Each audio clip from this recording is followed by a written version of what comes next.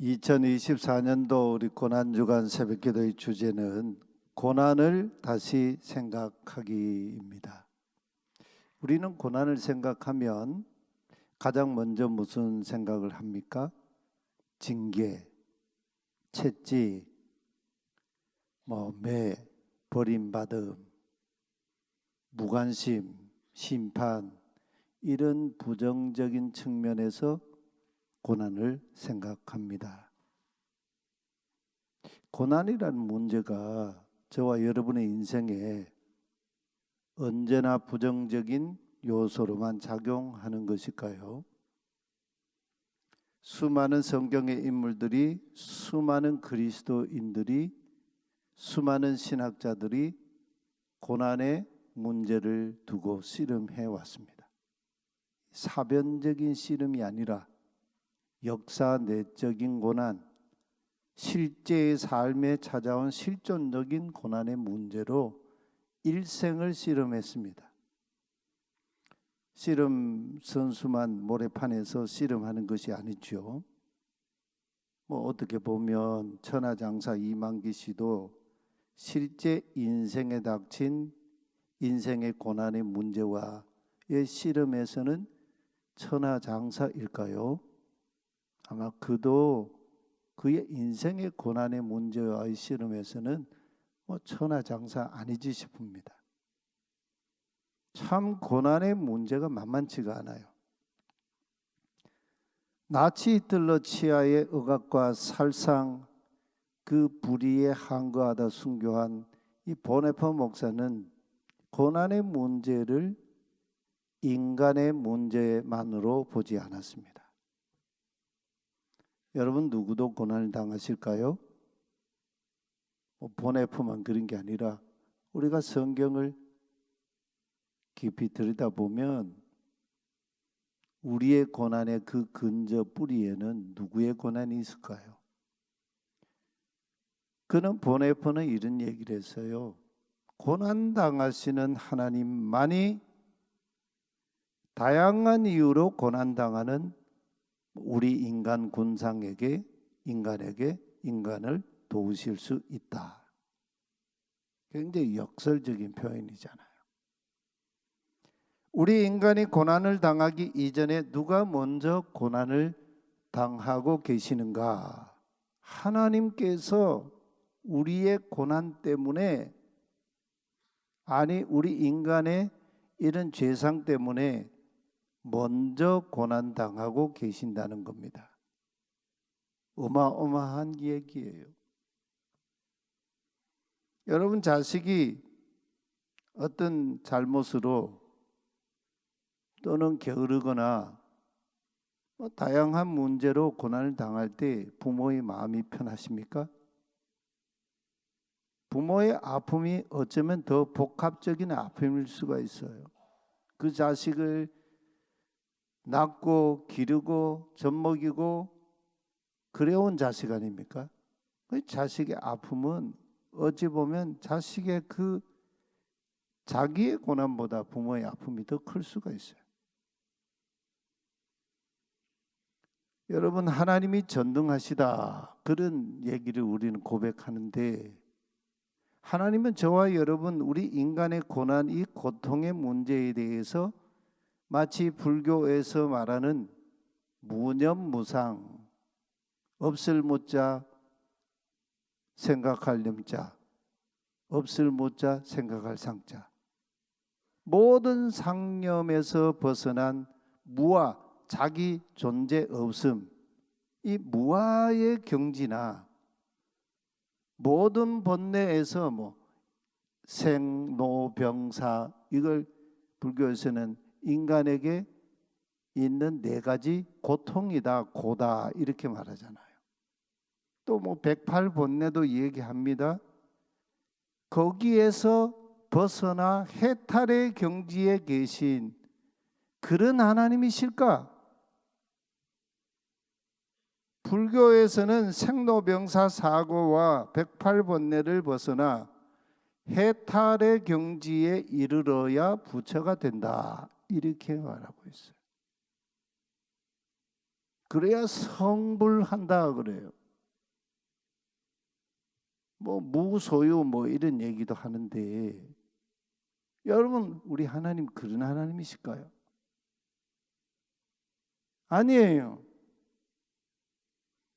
예수님께서 공적 생애 때 하나님 나라 운동하시면서 이스라엘 땅 모든, 특히 갈릴리에서 예수님이 오랫동안 하나님 나라 운동을 하셨죠. 갈릴리와 그 주변, 저 두로와 시돈, 요단강 건너편에 있는 데카폴리스, 이방 땅, 그런 땅까지도 가시는데, 두루두루 마을들을 두루 다니시면서 가시는 곳마다 유대인의 회당에 들어가셔서 가르치셨습니다. 당시의 랍비들의 가르침에 의해서 이 유대 종교가 하나님의 말씀을 제대로 못 배웠거든요. 전부 삐뚤게 배웠거든요. 오늘날도 마찬가지지요. 하나님 말씀을 왜곡되게 알고 왜곡되게 배우고 그것이 전부인 줄 아는 사람들이 너무너무 많아요. 가르치셨어요. 그래서 다시 가르치셨어요. 너희는 이렇게 배웠지 다시 가르친다 그랬죠.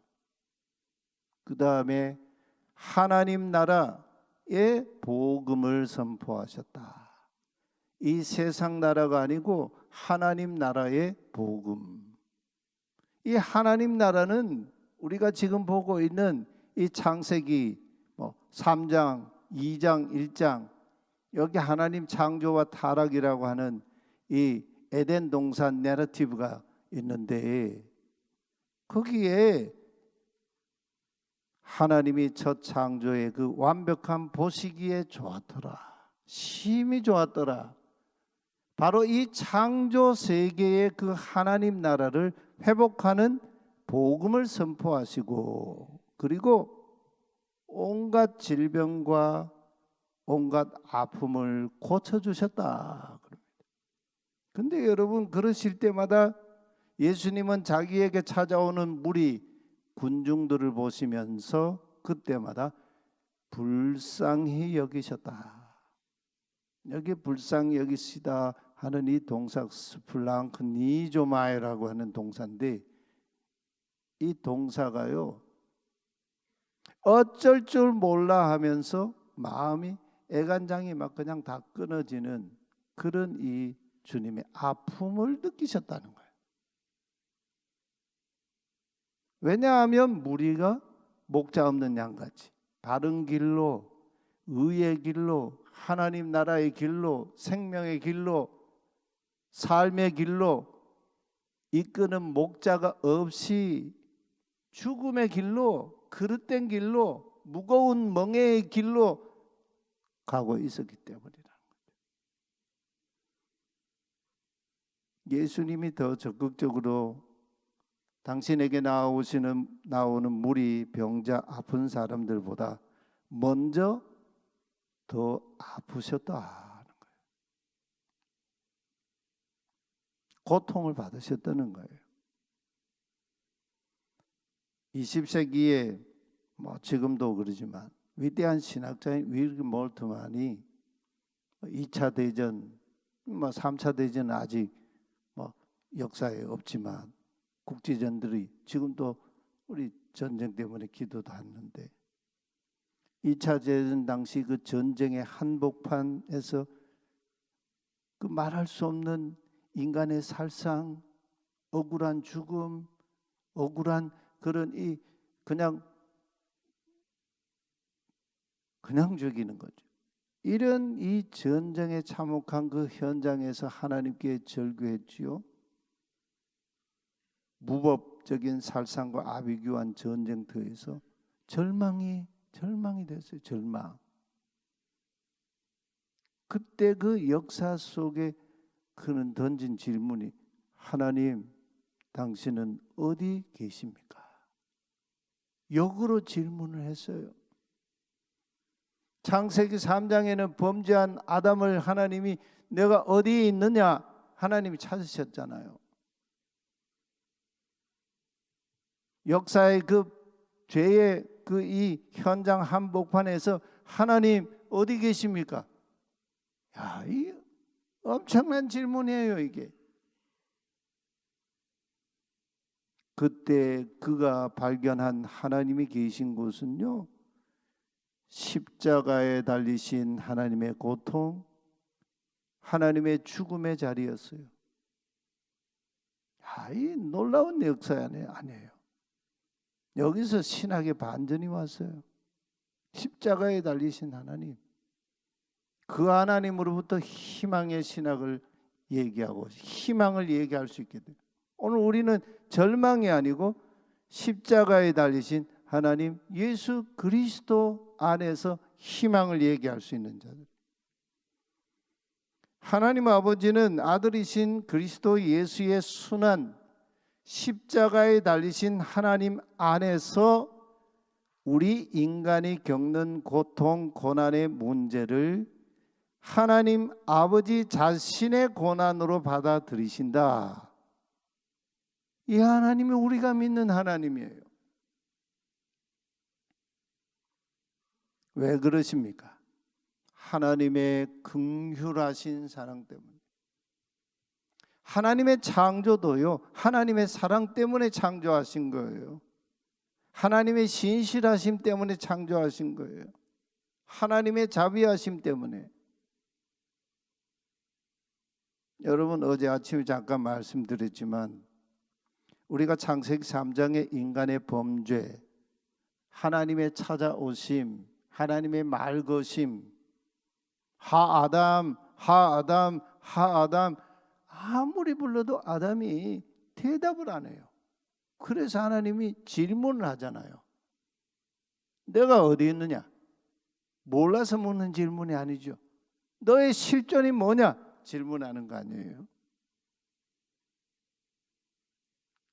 이때에 그 사람 하아담과 여자에게 내리신 징계, 그 고난의 문제를 단순하게 죄의 대가로 찾아온 긍휼 없는 심판만 있는 고난이라고 보면 안 돼요.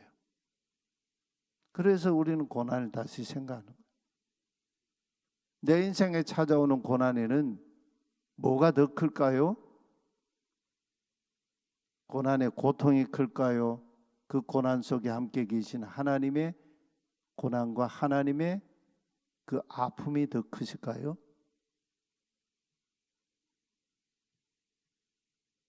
벌써 창세기 3장부터 하나님은 저와 여러분 우리 인간을 향해 파괴된 창조세계, 하나님의 형상을 상실해 버린 인간, 이 인간은 하나님 형상의 인간이 아닌 죄인이에요. 죄인.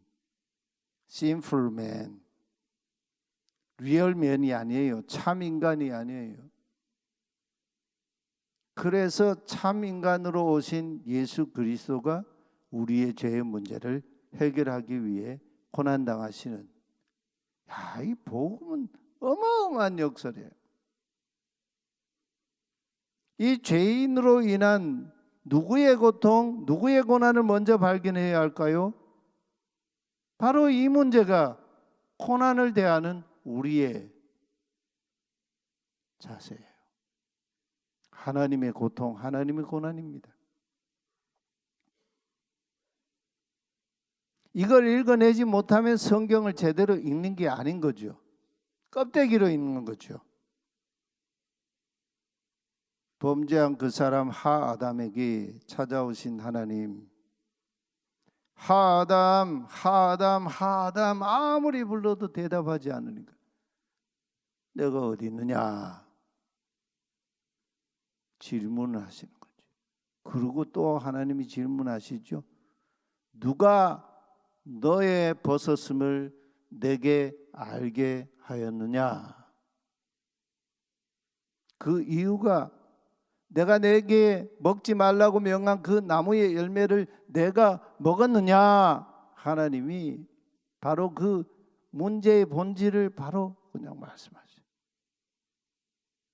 우리는 이런 말씀을 읽으면서 그냥 하나님이 분노하셨구나, 하나님이 지금 화가 나셨구나 이렇게 생각하는데 그거 아니에요. 그 이전에 하나님의 아픔이에요. 고통이에요.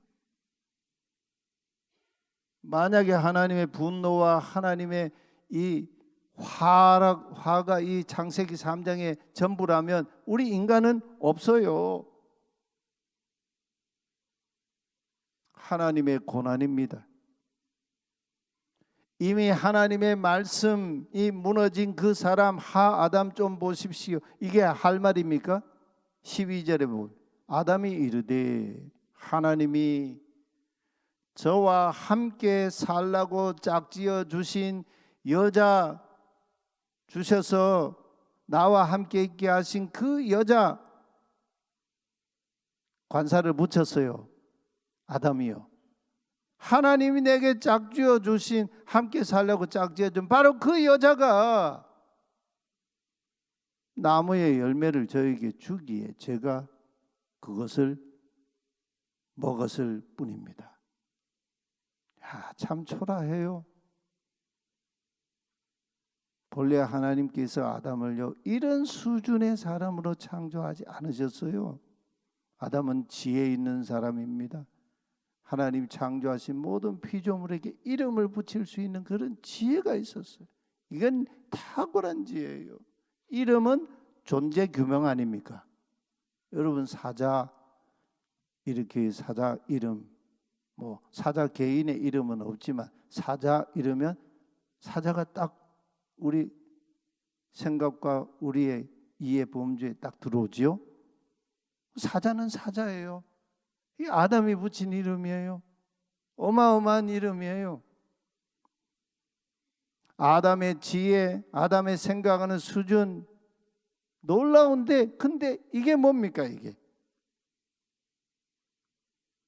하나님 창조 세계를 보존하고 다스리고 정복하는 경영하는 하나님의 대리자, 하나님께 위임받은 인물, 최고의 지혜자 아닙니까? 근데 지금 꼴이 이게 뭡니까? 이번에는 여자에게 하나님 물으셨어요. 너는 어쩌다가 이런 일을 저질렀느냐? 그 여자가 핑계를 대지요. 그놈 뱀이 하나시 바로 그놈 뱀이 저를 꿰어서 먹었습니다. 그러자 야훼 하나님께서 그 뱀에게 말씀을 하세요. 참 하나님 창조하신 인간이 그 핑계대는 인간으로 창조하신 게 아닌데 이게 범죄하고 나니까 수준이 이 모양으로 돼버려요. 하나님이 고는 뱀에게 말씀하셔요. 근데 성경을 가만 보세요. 하나님 뱀에게요. 네 왜 그러냐 이렇게 말 안 하셔요. 곧바로 직격을 하셔요. 묻지 않아요. 뱀에게는. 여러분 여기서 하나님께서 인간 그 사람 아담과 그 여자에게는 질문을 하시고 왜 뱀에게는 질문조차 하지 않으실까요? 곧바로 고는 뱀을 하나님은 바로 저주하셔요. 차원이 다르잖아요. 고는 뱀은 본래부터 고른 놈이었어요. 하나님을 반역한 자. 본래부터 거짓이 압이에요. 그러니까 하나님은 그거 안 물으세요. 아담과 여자는 그런 존재가 아니었어요. 하나님 형상의 존재였어요. 근데 너 왜 그렇게 됐냐? 이건 묻잖아요. 만약에 창세기 3장에서 이 남자와 이 여자가 하나님 질문하실 때 하나님 정말 잘못했습니다. 한번 기회 주십시오. 용서해 주시. 이랬더라면 인간 역사가 또 바뀌었을 거예요. 근데 이 창세기 3장의 이 인간 역사는요. 계속 지금도 반복이 되고 있어요. 현재적인 사건이에요. 과거적인 사건이 아니에요. 야훼 하나님이 그 뱀에게 말씀하십니다.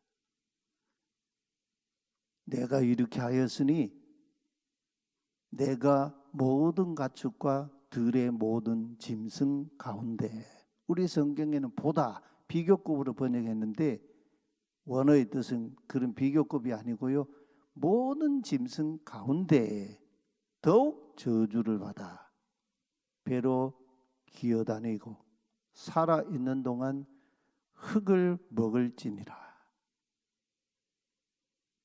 내가 너로 여자와 원수가 되게 하고, 여기 여자는 이제 정관사가 붙은 여자예요. 뱀의 유혹을 받아서 그것을 다 먹었던 하나님의 말씀을 거역하고 범죄했던 바로 그 여자, 관사가 붙어 있는 여자예요.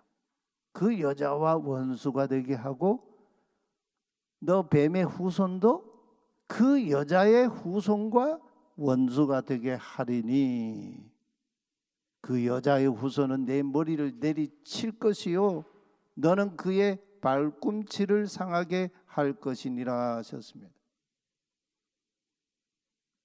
여기에서 이제 초기 교회로부터 이 구약에 나타난 최초의 메시아 예언이라고 우리 이 신앙 공동체는 계속해서 고백해 왔습니다.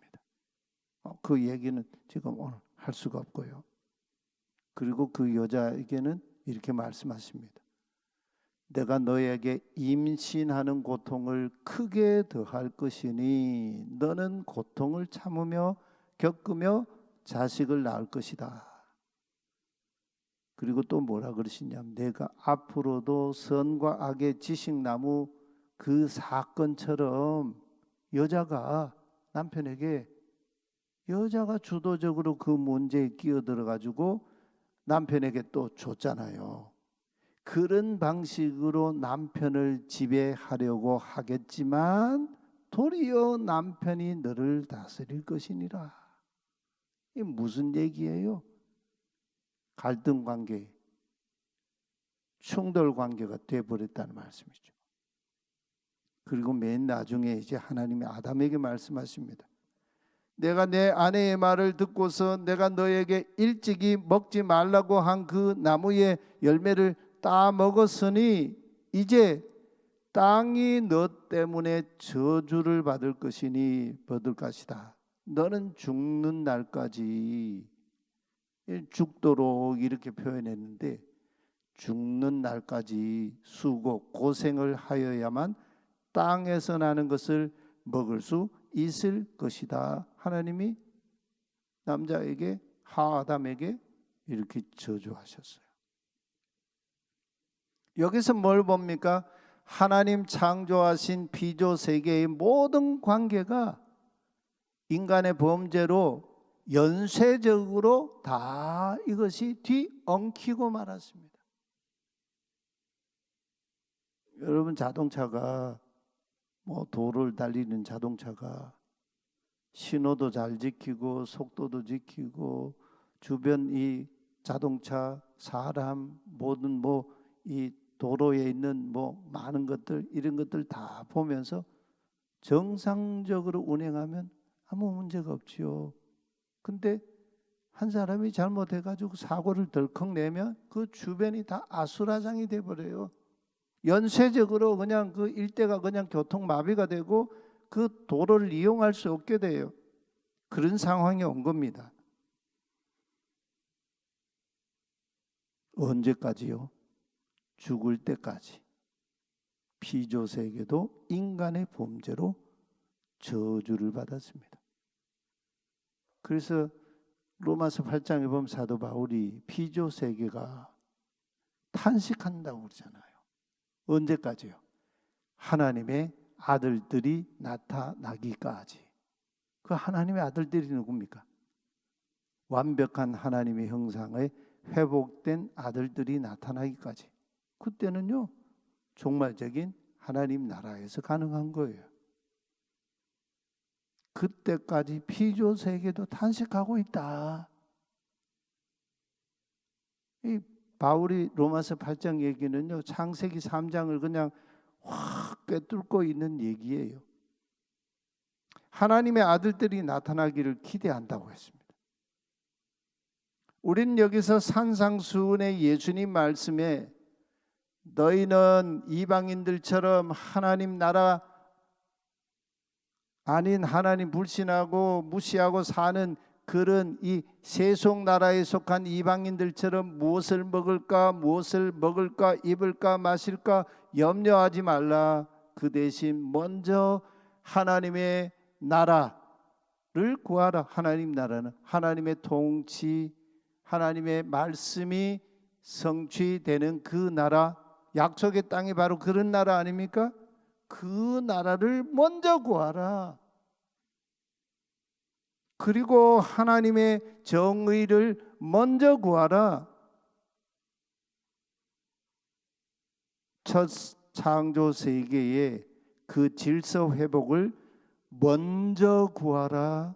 그리하면 예수님 뭐라 그러세요? 에덴 동산의 첫 창조 시에 하나님이 하나님 형상대로 지음받은 인간에게 부여한 모든 것, 모든 나무의 실과 창조 세계의 모든 것 다 너에게 복으로 준다. 예수님 말씀 하나도 틀린 말씀 없잖아요. 에덴 동산의 첫 창조 세계처럼 하나님 나라를 먼저 구하고 하나님의 정의, 여기 정의는요 체다카라고 하는데 이건 하나님과의 관계적인 정의예요. 하나님과 올바른 관계적인 그 의를 구하고 살면 의식주 문제, 에덴 동산의 그 첫 창조 세계처럼 하나님이 다 책임져 주신다 이렇게 말씀했어요. 창세기 3장에 대한 새로운 하나님의 해석 가르침이 산상수훈에 등장하고 있는 거죠. 오늘도 우리에게 하나님은 창세기 1장과 2장의 첫 창조 세계에 그 복을 구하고 그 삶을 하나님의 의를 먼저 구하라. 그러면 하나님 책임져 주신다. 이 말씀이 진리일까요? 그냥 또 한번 보시는 그런 말씀일까요? 우리가 이제 아담과 여자가 되는 겁니다. 어떻게 살겠습니까? 결단해야죠 이제. 하나님이 이런 말씀을 하시는 여기에 뭐가 담겨 있어요? 인간을 저주하고 뱀을 저주하고 막 그런 하나님의 분노입니까? 분노도 있어요 분명히. 근데 하나님의 탄식, 고통이 더 큰 영역을 차지하고 있습니다. 그러면서 하나님이 인간에게 너는 흙이니 흙으로 돌아갈지니라. 이때부터 그 아담이요 자기 아내 이샤를 이름을 붙여요. 하와. 여기에서 드디어 하와라고 하는 이름이 처음으로 등장합니다. 이 하와라는 이름은 모든 산자의 의미가 됩니다. 그의 후손들이 다 하와를 통해서 여자를 통해서 태어난다 그런 의미죠. 우리는 여기서 남녀 불평등의 문제를 생각해 보게 됩니다. 원래 하나님 창조는 남자와 여자가 서로 마주보며 살도록 에제르로 창조하셨어요. 그런데 이게 깨져 버리니까 남자가 여자를 지배하려고 하는 거죠. 처음에는 여자가 남자를 꿰면서 남자를 지배했잖아요. 근데 뒤집어졌어요. 이 남자가 여자를 지배하려고 하는 이 문제가 21세기 현대 사회까지 와서도 남녀 불평등 문제는 아직도 이슈예요. 우리의 이슈잖아요. 이게 다 우리의 죄로 인한 이 세계의 고통입니다. 우리는 하나님의 그 나라, 하나님의 그 정의 체다카를 구하며 살면 하나님이 우리에게 큰 은혜를 주신다.